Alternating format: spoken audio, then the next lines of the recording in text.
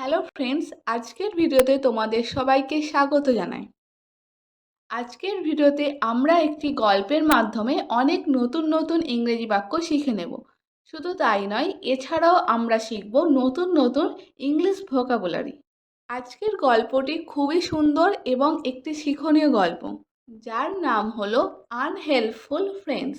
গল্পটিতে রয়েছে একটি খরগোশ যার নাম বানি এবং তার বন্ধুরা। আশা করি গল্পটির মাধ্যমে তোমরা অনেক কিছুই শিখতে পারবে। কিন্তু প্রথমেই বলে রাখি, গল্পটি তোমরা খুব মন দিয়ে শুনবে, কারণ গল্পের শেষে তোমাদের জন্য একটি ছোট্ট প্রশ্ন থাকবে গল্প থেকে। তাহলে আর দেরি না করে চলো গল্পটি শুরু করা যাক।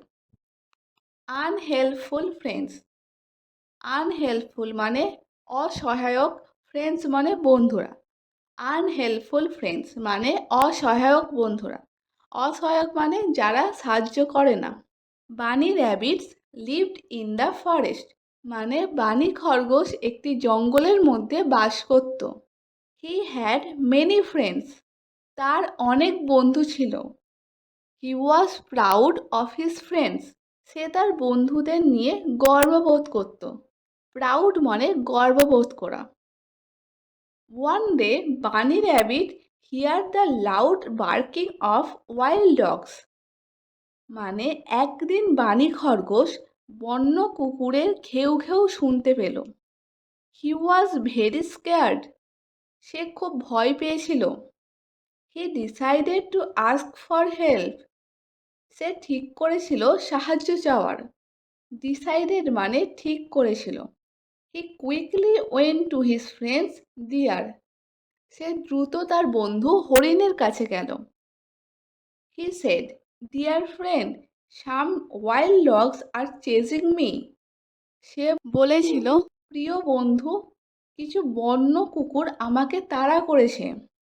Can you chase them away with your sharp antlers, তুমি কি তোমার ধারালো শিং দিয়ে তাদের তাড়া করতে পারবে? শার্প অ্যান্টলার্স মানে ধারালো শিং।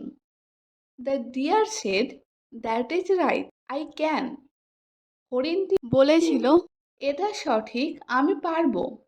But now I am busy, কিন্তু আমি এখন ব্যস্ত আছি। Why don't you ask bear for help, তুমি ভাল্লুককে সাহায্যের জন্য জিজ্ঞাসা করছো না কেন? Bunny rabbit run to the bear, bunny খরগোশ ভাল্লুকের কাছে দৌড়ে গেল। He requested to the bear, সে ভাল্লুককে অনুরোধ করেছিল। রিকোয়েস্টেড মানে অনুরোধ করা। My dear friend, you are very strong, আমার প্রিয় বন্ধু, তুমি খুব শক্তিশালী। প্লিজ হেল্প মি, দয়া করে আমাকে সাহায্য করো। সাম ওয়াইল্ড ডগস আর আফটার মি, কিছু বন্য কুকুর আমার পেছনে তাড়া করেছে।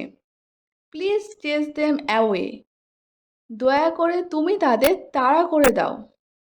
The bear replied, I am sorry, ভাল্লুকটি উত্তর দিয়েছিল, আমি দুঃখিত। I am hungry and tired, আমি খুব ক্ষুধার্ত এবং ক্লান্ত।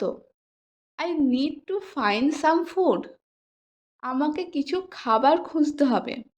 Please ask the monkey for help, দয়া করে বাঁদরকে বলো সাহায্যের জন্য। Poor bunny went to the monkey, the elephant, the goat and all his other friends, বেচারা বানি বাঁদর, হাতি, ছাগল এবং তার অন্যান্য সব বন্ধুদের কাছে গিয়েছিল। বানি felt sad that nobody was ready to help him, বানি দুঃখ পেল যে কেউ তাকে সাহায্য করার জন্য প্রস্তুত নয়।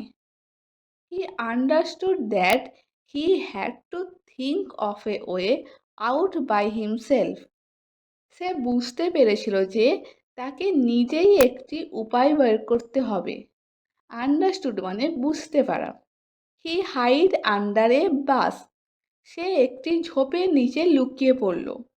বাস মানে ঝোপ। হি লে ভেরি স্টিল, সে খুব শান্ত হয়ে শুয়ে থাকল। The wild dogs did not find him, বন্য কুকুররা তাকে আর খুঁজে পেল না। They went chasing other animals. তারপর তারা অন্য পশুদের তাড়া করতে চলে যায়। Bunny rabbit learn that he had to learn to survive by himself, not depending on his unhelpful friends.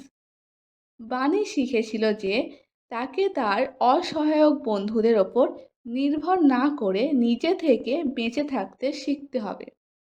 আজকের গল্পটি এখানেই শেষ।